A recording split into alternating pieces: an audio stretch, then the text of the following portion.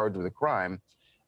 So that may also be something that her reps are doing, is going to prosecutors saying, we didn't know this, and we want this guy brought up on charges. So this is going to be interesting to see how it plays out. There you go, Holly. You're doing better than Brittany and that guy today. And I'm doing better than Hunter Echo, who, don't feel about Charles, I too did not know who he was. So I'm learning. Listen, I'm learning about TikTok stars, new ones every day. They have followers in the millions, and even if you don't know TikTok, all you need to know is that they do have an influence over a large number of people. Charles, and they make a lot of money doing this. We do not envy you for having to stay on top of all that information. We let you sift through all that for us. So thank you.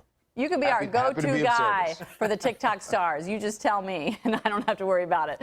Thank you, sir. All right, guys. All right, thanks, Charles. Wisdom. All right, 9:46 is the time right now. Our next guest is a famous director and Georgetown alum known for his movies such as The Best Man Holiday, and Girls Trip. Now, Malcolm D. Lee is ready for the world to see his latest project, Space Jam: A New Legacy. Take a look. I need us to focus so we can beat this algae guy and I can get my son back. I'm Coach. I'll take it from here. The dictionary defines basketball as a game played between two teams of five. Look here, Cleveland. We got a certain way of doing things around here. Let's start with the basics. Lola, show them how we do it. You're despicable. Simplest shot in the game. Nice layup. That's fundamental basketball. Fundamental basketball. That's what I've been saying. Sam, shoot the ball. Let's try that again. All right. This morning, Malcolm joins us to talk all about the work that went into making the highly anticipated film and more. Good morning to you. Good morning, sir. How are you? I can't complain. I'm doing well. I hope you're doing well. Fantastic as well. So let's talk about your movie that you're directing here, Space Jam. I mean, it's been a long time since the original Space Jam with Michael Jordan. Now we got the next generation with LeBron James. Talk about your desire or you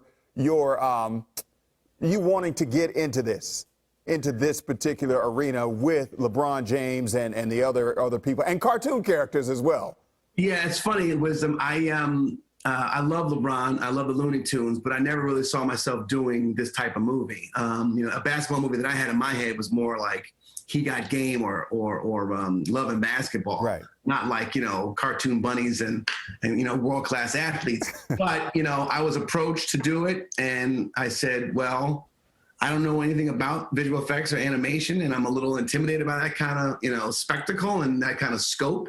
But once I got into it, they saw some things in me that I didn't see in myself, and so did my wife and other people. So I was like, all right, I'm gonna go for it. And so, I'm so glad that I did. It's the movie I didn't know I needed to make, and I'm so proud of it. Yeah. Now you mentioned how you were a little apprehensive because you're like, I don't know anything about this. So what is it in you that said, okay, even though I don't know anything about this, I'm a filmmaker, and you're used to working with real people, and this is a completely different area, somewhat. So what is it that was in you that said, you know what, this is the time that I'm going to take this particular risk? Because a lot of times, people, they want to stay in their lane and they don't want to get out of their lane. So you might be inspiring somebody with some words right now. I was certainly one of those people, but here's the thing, the thing that I loved was this father-son story that's at the heart of our story, at the heart of our movie. And, there's a growing divide between LeBron and his son, played by a brilliant young actor named Cedric Joe.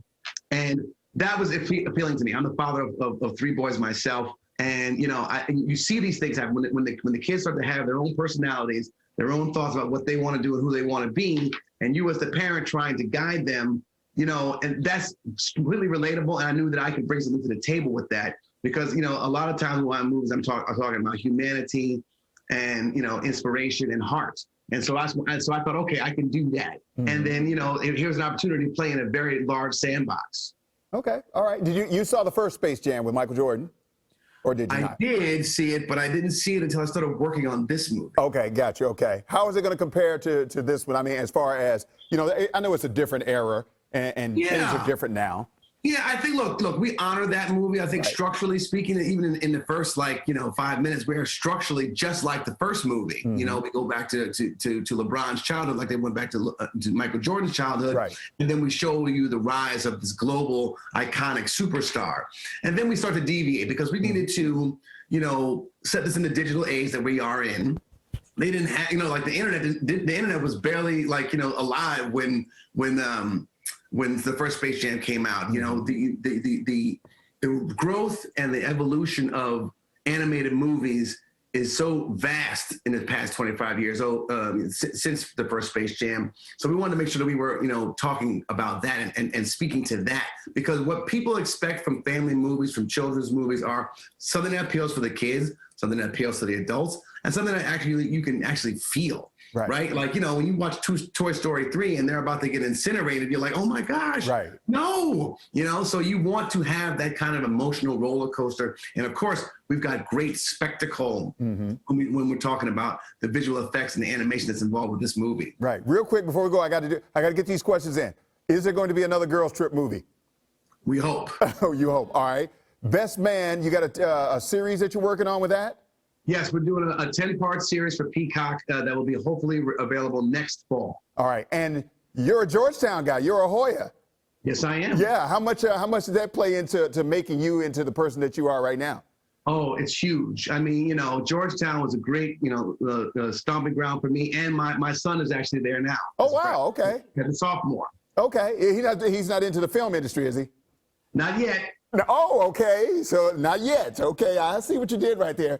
Not yet. He blaze his own trail. Yeah, I understand. If he wants to come along here, I'll welcome him. Yeah, I understand. Well, look, we appreciate your time this morning, spending time with us, and we know people are going to love Space Jam. I can't wait to see it with my family, and I know a lot of people will be looking forward to seeing this as well. So, what was it like working with LeBron? I know he's a great basketball player. What was it like working with him? LeBron is fantastic, great actor, great guy, great leader. I love working with him, very open to direction and really funny and taps to his own emotions as well. People will be surprised. All right. What was it like working with Bugs Bunny?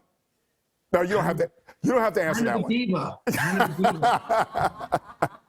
If I'm to be honest, yeah, but still funny. Right, but he was a diva. I understand. All right, well, Malcolm, we appreciate your time this morning. Thank you again, and take care. We look forward to seeing Space Jam. Thank you, Wisdom. All right, be good. All right, Space Jam, New Legacy opens in theaters Friday and on HBO Max. We'll be right back.